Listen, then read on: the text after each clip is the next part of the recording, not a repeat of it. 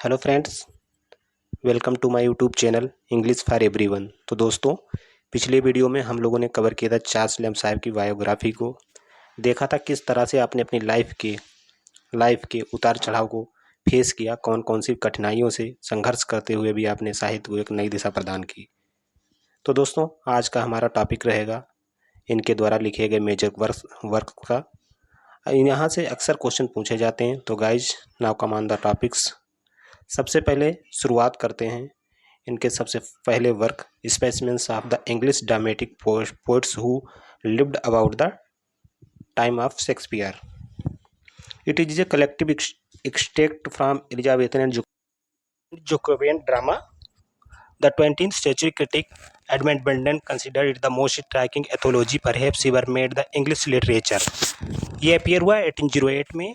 इस कलेक्शन को, जो कलेक्शन ऑफ एक्सट्रैक्ट हैं, जो सीन्स हैं एलिजाबेथन ड्रामा और जोकोबियन ड्रामा के ही सीन हैं। The 20th century critic Edmund Blunden इसको कंसिडर्ड करते the most striking anthology perhaps ever made the English literature. आज तक के सबसे पावरफुल इंग्लिश साहित्य के रूप में इसको कंसिडर करते हैं। It is the compelling the work is critic and asset Charles lamb M2। इसमें चार्ल्स लैम्ब M2 गोल्स को अपने जो अचीव करते हैं, कहते हैं to illustrate the greatness of Shakespeare often forgotten contemporary, जो शेक्सपियर के समय के कंटेम्प्रेरीज थे, and explore the way 16th and 17th century English man experience emotion as he include only those scenes. इन्होंने केवल उन सीनों को ही इंक्लूड किया है which is judged to show the best poetry and the deepest passion, जो poetry की महानता को और उसके जुनूनियत को आकलन करता हो। एडिंग ओनली ब्रीफ नोट्स, उन्होंने उन्हीं संक्षिप्त नोट्स को ऐड किया है। To let the text speak for themselves, जो text adding only brief note to let the text speak for themselves, वह केवल ब्रीफ नोट्स को ऐड करता है ताकि जो टेक्स्ट है खुद ही बात कर सके। नेक्स्ट देखेंगे, this rice is the often explained 2 volume edition of 1835. Volume first is focused on the play produced at a height of Elizabethan theatre's popularity, including extract from Clyde Marlowe and the Johnson among others. It remains a rich resource for literature students. यह 1935 में विस्तारित 2 volumes का ही edition है। First volume focused on the play Elizabethan theatre की लोकप्रियता पे produce किया गया था, including extract from the Clyde Marlowe, Jonson among and other remains rich resources for literature student. Clyde Marlowe, Jonson व अन्य को सम्मिलित करते हुए आज भी लिटरेचर के स्टूडेंट के लिए यह सबसे रिच रिसोर्स बना हुआ है। तो दोस्तों, देखते हैं इनके नेक्स्ट कलेक्शन को, essays of Elia. Lamb's essays first began appearing in London magazine in 1820। सबसे पहले यह 1820 में जो है लंदन मैगजीन में अपेयर हुआ एंड कंटिन्यू टू 1825, और लगातार 1825 तक रहा। Later on they were collected and published in 2 volumes. बाद में यह 2 वॉल्यूम्स में पब्लिश हुआ। First volume essays of Elia 1823 and second volume last essays of Elia जो 1833 में आया। By the publisher Edward Moxon के द्वारा इसको पब्लिश कराया गया। Lamb wrote under the pseudonym Elia for London magazine, edited old Italian clerk at the South Sea House was a last name of Italian man who worked there at the same time as a Charles. He borrowed this name Elia जो नाम था from an old Italian clerk at the South Sea House के old Italian clerk के यहाँ से इसको उधार लिया गया। Elia was the last name of Italian man, Elia जो नाम था लास्ट इटालियन मैन, वो लास्ट इटालियन मैन था who work at the same time Charles, जो चार्ल्स के लैम्ब के समय में साथ में काम कर रहा था।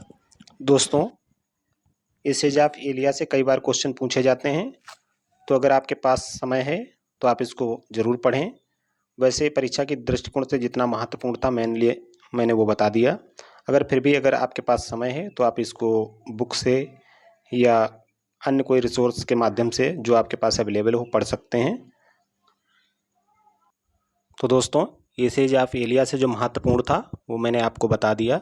अब हम नेक्स्ट पॉइंट की तरफ बढ़ते हैं। नेक्स्ट पॉइंट हमारा जो है tales from Shakespeare. Tales from Shakespeare is an English children's book written by Charles Lamb with his sister Mary. ये जो टेल्स फ्रॉम शेक्सपियर है ये चार्ल्स लैम्ब और उनकी सिस्टर के द्वारा लिखा गया ये एक चिल्ड्रंस बुक है primarily on Shakespeare's tragedy while Mary focused on comedy in volume 1 of following plays selected the adapted in tale। सबसे पहले जो शेक्सपियर ये क्या करते थे, lamb work day primarily tragedy पे फोकस किया और इनकी जो बहन थी मैरी उनके द्वारा कॉमेडीज पे सबसे ज़्यादा फोकस किया गया। तो दोस्तों इस तरीके से ये टेल्स फ्रॉम शेक्सपियर एक चिल्ड्रंस बुक थी जिसको मैंने कवर किया। तो दोस्तों बढ़ते हैं इनके नेक्स्ट वर्क की तरफ।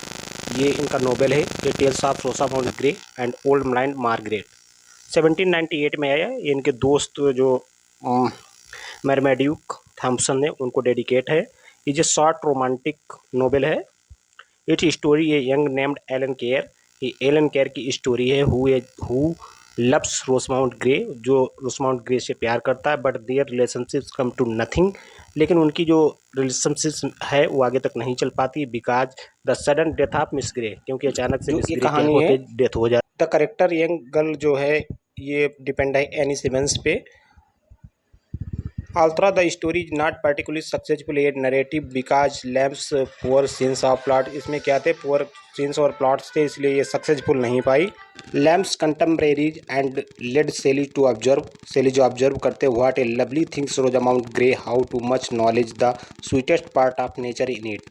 नोट में देखेंगे the old blind Margaret is old blind lady in the novella. Novella में जो ओल्ड मार्गेट लेडी है वो she is the grandmother of Rosamund. ये रोसामाउंड की ग्रैंड मदर हैं।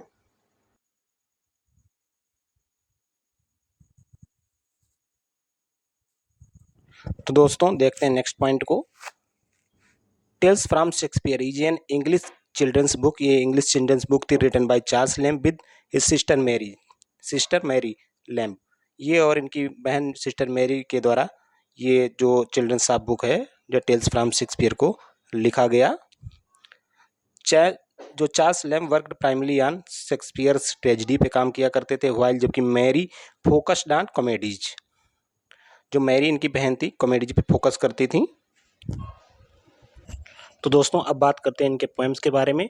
तो सबसे पहले हम हेस्टर की बात करेंगे। यह poem Hester, this poem takes a subject young Quaker girls Hester Savory who had often seen but the whom he had never spoken।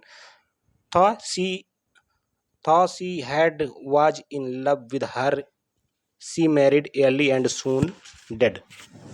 His poem is delicate tribute his charming girl who enhance even death।